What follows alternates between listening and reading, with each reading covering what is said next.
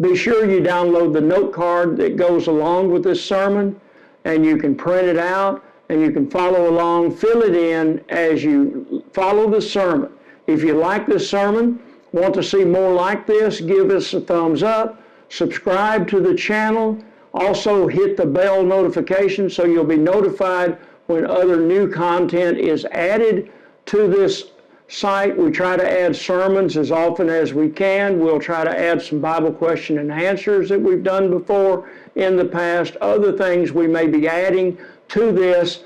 If you have questions, leave them in the comments below. If you'd like to follow us on social media, there are links to our social media accounts in the video description below. Now, let's jump into the sermon. Welcome once again to another lesson in our Bible study from the book of Joshua.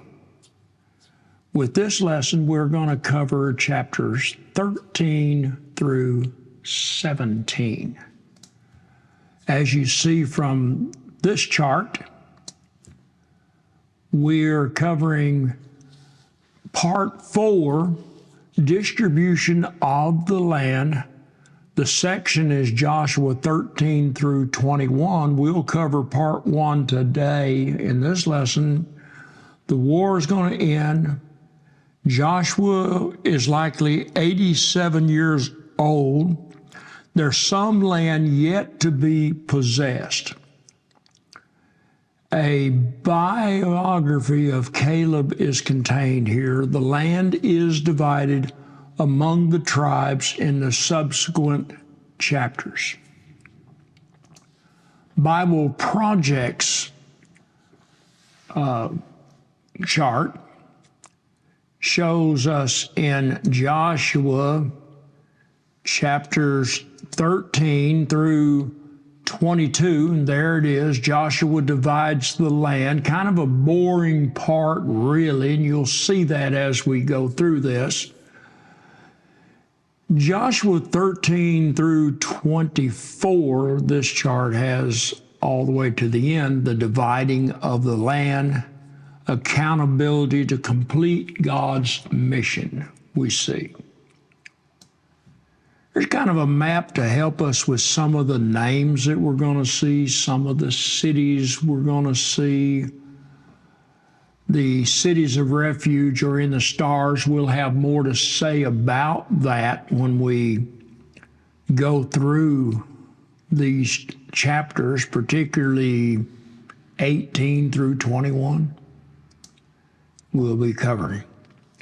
So this section, dividing the land, accomplishing the mission that God had given them. And for us, that means we should accomplish the mission He has given to us. Once again, the section is 13 through 21, dividing the land.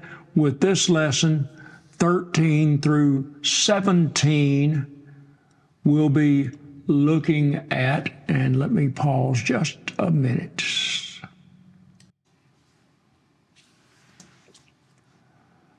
This map shows the settlement of the tribes. We show the half tribe of Manasseh on the east, half tribe of the Manasseh on the west. Gadites and Reubenites received their inheritance on the east side of the Jordan, and then the other tribes will be on the west side of the Jordan. So with that, let's cover chapter 13. The inheritance of the east side of the Jordan. Verses 1 through 7, land still to be conquered. Talking about what's been conquered on the east side of the Jordan, what's yet to be conquered. There's still some more. And the division has been made. As you look at this map, you'll see Reuben, Gad, Manasseh to the north, what we see there. It says, beginning in verse 1, now Joshua was an old and advanced in years. He was old. And the Lord, notice, said to him, you are old and advanced in years, and there remains yet very much land to possess. This is the land that yet remains, all the region of the Philistines, all those of the Jeshuites, from Shire, which is east of Egypt, northward to the boundary of Ekron. It is counted as Canaanite. There are 5 rulers of the Philistines, those of Gaza, Ashdod, Ashkelon, Gath, and Ekron. Of course, we know Goliath from Gath, story of David a little later on. Those of them in the south, all the land of the Canaanites, and Mirah that belongs to the Sidonians, to Aphix, to the boundary of the Amorites, and the land of the Gibeonites, and all of Lebanon toward the sunrise. Sunrise is in the east, see. From Baal Gad, below Mount Hermon, that's to the north. Mount Hermon is above where it says Dan North there on this map. To Lebamoth, all the inhabitants of the hill country from Lebanon to Mishroph, even all the Sidonians. He said, I myself will drive them out from before the people of Israel. God is going to take care of that. They only have to do their part. Only allot the land of Israel for an inheritance as I have commanded you. Now therefore divide the land for an inheritance to the 9.5 tribes. He's talking about 9 tribes and then the half tribe of Manasseh. That's what remains. Remember, Reuben and Gad on the east side of the Jordan, as we see with our map. And so land still to be conquered. Once again, verses 8 through 32, finishing out the chapter. Verse 8. We have here in verse 8, with the other half of the tribe of Manasseh, and the Reubenites and the Gadites received their inheritance, which Moses gave them beyond the Jordan eastward, as Moses, the servant of the Lord, gave them from Ar, which is on the edge of the valley of the Arnon, and the city that is in the middle of the valley, and all the tableland of Medeba, as far as Debion. See, we're getting these boundaries. All the cities of Shion, king of the Amorites, who reign in Heshbon, as far as the boundary of the Ammonites, and Gilead, and the region of the Gasherites, and the Macaphites, and all of Mount Hermon, that's in the north, all of Bashan, to Salcah, all the kingdom of Og in Bashan, who reign in Ashtaroth and in Edrei. He alone, it says, was left of the remnant of the Rephaim. These Moses had struck and driven out. Yet the people of Israel did not drive out the Gershurites or the Macathites, but Gesher and Makath dwell in the midst of Israel to this day. That means to the date of the writing of the book of Joshua. With Heshbon, all its cities that are in the tableland, Devon, Bashmath Baal, or Baal, Beth Baal Meon, and Jahaz, Kedmoth, Methoth, and Kirithaim, Sibah, Zareth Shahar on the hill of the valley, Beth Peor, remember that one, Balaam, and he's going to mention Balaam here in a minute, and the slopes of Pisgah. Pisgah, that's part of the mountain range that Nebo was a part of, that Moses died there. And that is all the cities of the tableland, the kingdom of Shion, king of the Amorites, who reigned, whom Moses defeated with the leaders of what else? Midian, Evi, Recon, Zur, Hur, Reba. I always tease Reba about being a king in the Old Testament. The princes of Shion who lived in the land, and Balaam, also the son of Beor, the one who practiced divination, was killed with the sword by the people of Israel among the rest of their slain. And the border of the people of Reuben was the Jordan as a boundary. Thus was the inheritance of the people of Reuben. Now watch this. This was their inheritance according to their clans and to their cities. Moses gave, watch this, an inheritance also to the tribes of Gad, to the people of Gad, according to their clan. Their territory, watch this, was Jazer and all the cities of Gilead, half the land of the Ammonites, to Ar, which is east of Rabbah, and from Heshbon to Ramoth Mizpah, and Bedanan, and from Mahanaim to the territory of Deber. So he talks about all that, and he said, this is the inheritance of the people of Gad according to their clans with their cities. Verse 29. Notice verse 29, if you will. There in verse 29, Moses gave an inheritance to the half-tribe of Manasseh. It was allotted to the half-tribe of the people of Manasseh according to their clans.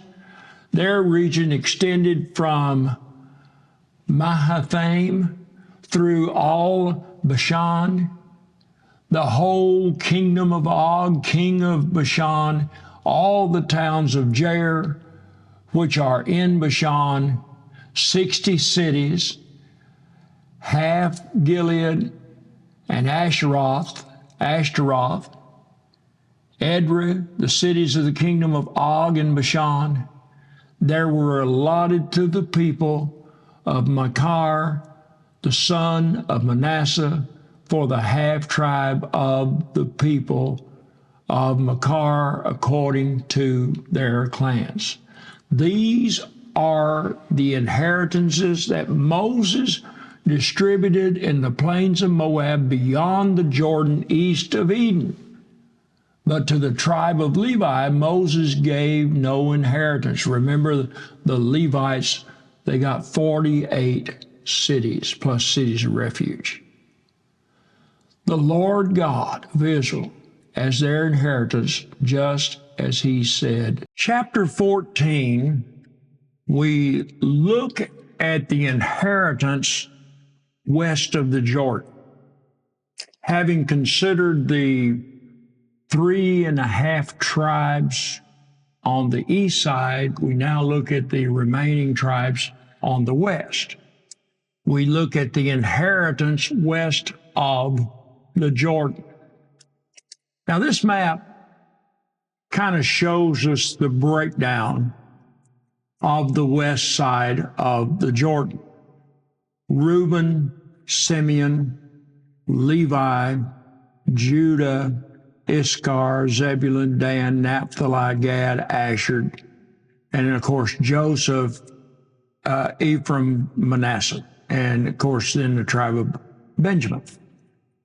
And there's how they're broken down to the west of the Jordan. Beginning our reading These are the inheritance that the people of Israel received in the land of Canaan, which Eleazar the priest and Joshua the son of Nun and the heads of the fathers' houses of the tribes of the people of Israel gave them to inherit. Their inheritance was by lot, just as the Lord had commanded by the hand of Moses for the 9½ tribes. Moses had given an inheritance to 2½ tribes. That's the east side of the Jordan that we were talking about. But to the Levites, he gave no inheritance. They got cities. Remember, 48 cities. For the people of Joseph were 2 tribes, Manasseh and Ephraim, or Ephraim. No portion was given to the Levites in the land, only cities to dwell in with their pasture lands for their livestock, we find, and their substance. The people of Israel did as the Lord commanded, and they allotted the land.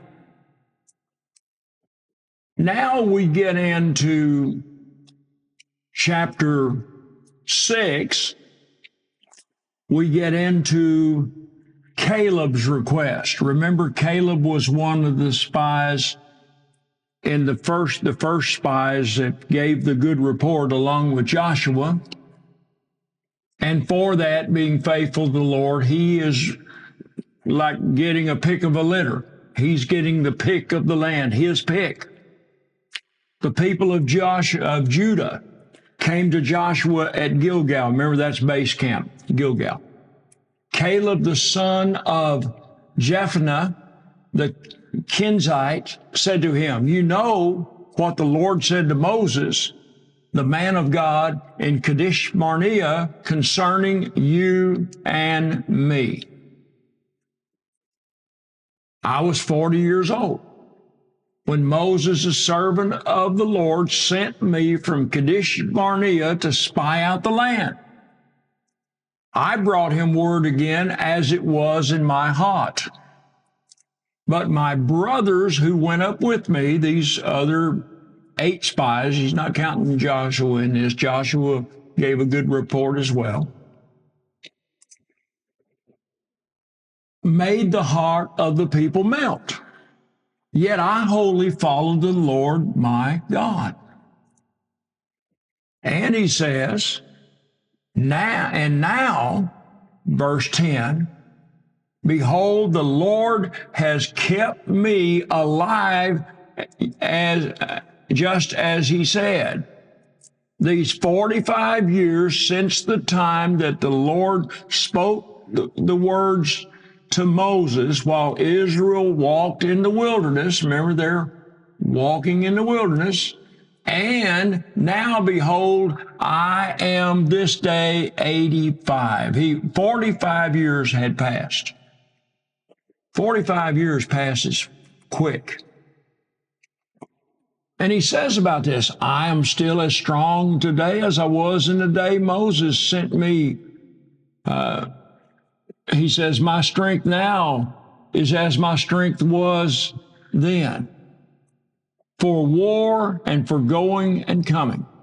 So now give me," here's what he wants, "this hill country of which the Lord spoke on that day, for you heard on that day how the Anakim were there with great fortified cities. And it may be that the Lord will be with me, and I shall drive them out just as the Lord says." I'm going to do the Lord's commandment. I'm going to do what the Lord's commanded. Then Joshua blessed him and gave Hebron to Caleb, the son of Jephunneh,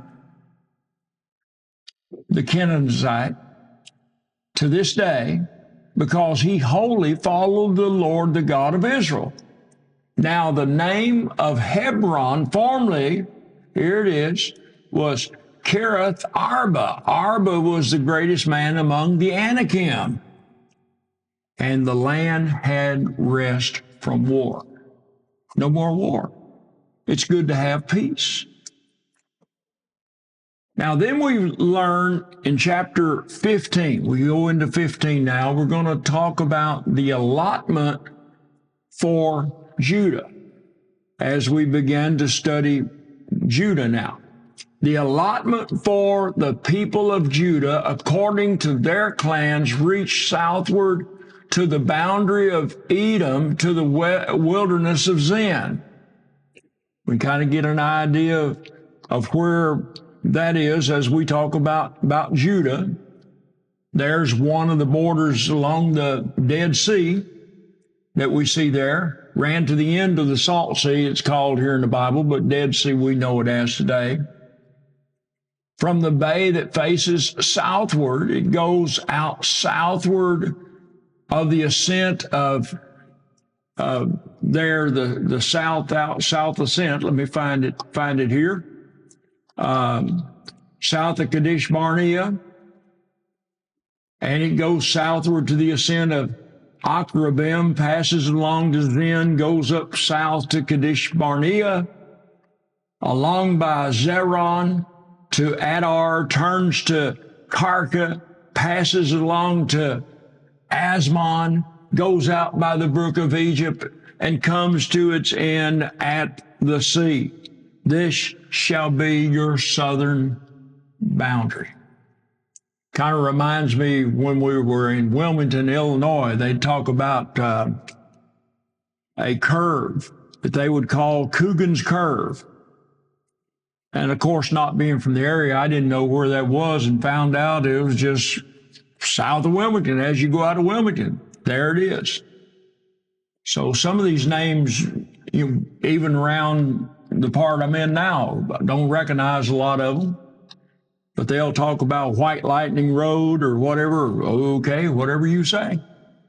And that's kind of our way when we read some of these names in the Bible. There's nothing doctrinal here. It's just that God allots this land, allots it precisely, like surveyors would do. You want what is yours. You want to make sure you have your land. You don't want people encroaching on your land. So he's giving the total boundary of the land of Judah.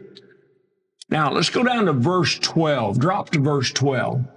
The west boundary was the Great Sea. That's the Mediterranean with its coastline. This is the boundary around the people of Judah according to their clans. According to the commandment of the Lord to Joshua, he says in verse 13, he gave to Caleb, the son of Jephunneh, a portion among the people of Judah. His land is within Judah, Caleb's land. Is what we have going on. Kiriath Arba, that is Hebron. And again, we have Arba, the father of Anak. And Caleb drove out from there the sons of Anak, and he names the sons there the descendants of Anak. And he went up from there against the inhabitants of Debir. And now the name of Debir formerly was Kiriath Sepher. And Caleb said, whoever strikes Kiriath Sepher and captures it, to him I will give Achsah, my daughter, as wife. Othniel. We're going to learn he's going to later be a judge in the book of Judges. The son of Kenaz, the brother of Caleb, captured it. And he gave him Achsah, his daughter's wife, and when she came to him, she urged him to ask her father for a field. And she got off her donkey. Caleb said, what do you want? And she said, give me a blessing. Since you have given me the land of the Negab, that's the southern portion, give me also springs of water. And he gave her the upper springs and the lower springs. So we have a summation in verse 20, a summation. This is the inheritance of the tribe of the people of Judah according to their clans. Now, I won't read all that, and that map, this map we have here on the screen that you're seeing will show you that, and you can see there's all boundaries all the way around. He goes verse 47. He said he goes to the brook of Egypt and the great sea with its coastline, the hill country, and he names all the hill country, and that's pretty well what we have in chapter 15. Talking about the inheritance of Jerusalem. Of course, we know Judah, rather. Of course, we know Judah is going to be where the Messiah is going to come from the tribe of Judah. Now, chapter 16 and 17, we'll combine them together. The allotment for Ephraim and Manasseh. And again, you can see on the map there in the upper right, as I look at the map, is the half tribe of Manasseh on the east side of the Jordan. You come down below Zebulun and Issachar, and there is the half tribe of Manasseh on the west side of the Jordan. Right below it is Ephraim. Of course, Joshua was a member of this tribe. And the allotment of the people of Joseph, here we start out, went from the Jordan by Jericho, east of the waters of Jericho, into the wilderness, going up from Jericho into the hill country to Bethel, then going from Bethel to Luz. It passed along Arath, the territory of the Archites. Then it goes down westward to the territory of the Japhethalites, as far as the territory of Lower Beth Horon to Gezer, and its end at the sea, talking about the Mediterranean Sea. The people of Joseph, Manasseh, Ephraim, received their inheritance, it simply tells us. The territory of the people of Ephraim by their clan was the following boundaries. Then he gives the boundaries. You want to know that? You ever have that on a trivia question? Here's where you would come find that out. I mean, it wouldn't be anything we'd go to court about today. Verse 10, we find something important out about the inheritance of the Ephraimites and the Manassites. All those towns with their villages. And then we have a however afterthought. They did not drive out the Canaanites who lived in Gezer, so the Canaanites have lived in the midst of Ephraim to this day, but they have been made to do forced labor. They had the upper hand on them, but they didn't drive them out. That's what he tells us there. Verse 17, we get into the allotment for the people of Manasseh. Now, he was the firstborn of Joseph. We usually see it listed, Ephraim and Manasseh, when you see a list, but Manasseh was the oldest. And we have Machir, the firstborn of Manasseh, the father of Gilead, were allotted Gilead and Bashan, because he was a man of war. And the allotment was made to the rest of the people of Manasseh by their clans. We have their clans named: Abiezer, Helek, Israel, Shechem, Hefer, Shemda. These were the male descendants of Manasseh, the son of Joseph, by their clans. And then we have those sons. We have Machir, the son of Manasseh. He had no sons, but only daughters. And these daughters are named Malah, Noah, Hoglah, Milcah, Tirzah. They approached Eleazar the priest and Joshua the son of Nun and the leaders and said, the Lord commanded Moses, look what, now they remember this. You know, you remember pretty good what pertains to you. So they talking about, they approached, said Moses, the Lord commanded Moses, what did he command Moses? To give us an inheritance along with our brothers. So according to the mouth of the Lord, he gave them an inheritance among their brothers of their father. So they get an inheritance. They're not going to be left out, we find there. Thus, there fell to Manasseh 10 portions besides the land of Gilead and Bashan, which is on the other side of the Jordan, because the daughters of Manasseh received an inheritance along with his sons. The land of Gilead was allotted to the rest of the people of Manasseh. The territory of Manasseh, now we're going to learn where it reaches here. Let's notice where it reaches. Territory of Manasseh reached from Asher to Mechmethon, which is east of Shechem. So I don't have Shechem on this map, but we'll put one up here sometime that does. Then the boundary goes along southward to the inhabitants, and there's that name. And we have all the boundaries. Then it says, these cities to the south of the brook among the cities of Manasseh belonged to Ephraim.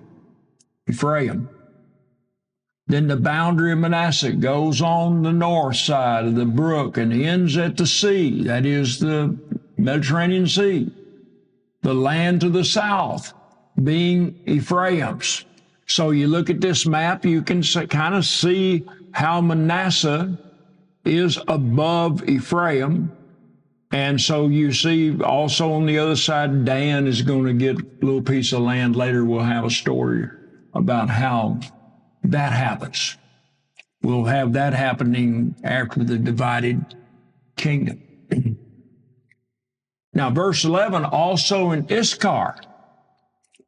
Remember Issachar, you see up there to the north of Manasseh, what we have there in Issachar. He says, Manasseh had Bethshean and its villages, and Idlim and its village, and the inhabitants of Dor and its villages. And he names all that. And in verse 12, yet the people of Manasseh could not, here we go again, take possession of those cities, but the Canaanites persisted in dwelling in that land. Now, when the people of Israel grew strong, they put the Canaanites to forced labor, but did not utterly destroy them. Now, this is going to come back to play when we get into studying the book of Judges. Going to be a thorn in their side, as the idiom goes, when that occurs. The people of Joseph spoke to Joshua. Why have you given me but one allotment and one portion as an inheritance, although I am a numerous people, since all along the Lord has blessed me? The question is asked. Joshua said to them, if you are a numerous people, go up by yourselves to the forest, clear ground for yourselves in the land of the Perizzites and the Rephaim, since the hill country of Ephraim is too narrow for you. And the people of Joseph said, the hill country is not enough for us. What they said. Yet all the Canaanites who dwell in the plains have chariots of iron, both in Bethshean and its villages and in the valley of Jezreel. Verse 17, Joshua said to the house of Joseph, to Ephraim and Manasseh, you are a numerous people and have great power. You shall not have one allotment only, but the hill country shall be yours, for through it is a forest. You shall clear it. You're going to clear it, possess it to its farthest borders, for you shall drive out the Canaanites, though they have chariots of iron, though they are strong. Bob's your uncle. Next lesson, we're going to be studying, you'll notice there, Joshua chapter 18 and 19. We're still talking about the dividing of the land, how the land is divided with the other tribes. A lot of emphasis has been placed on Ephraim, Manasseh, and Judah. And now we're going to hear about the other 9 tribes. We already know 2 tribes on the east side, Gad being one of them, and the Reubenites already have possession on the east side. We're going to learn. So if you found this video helpful and want to learn more, be sure you download any notes that we have put with this lesson. We also offer a 4-lesson Bible correspondence course. All you have to do is write us, and there it is on the screen, MACMIKEAL at mac.com.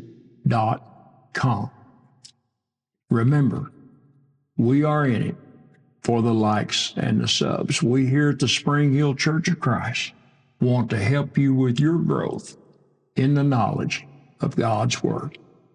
With that, we thank you for watching or listening. In the meantime, in between time, we'll see you next time. Cheerio, mate.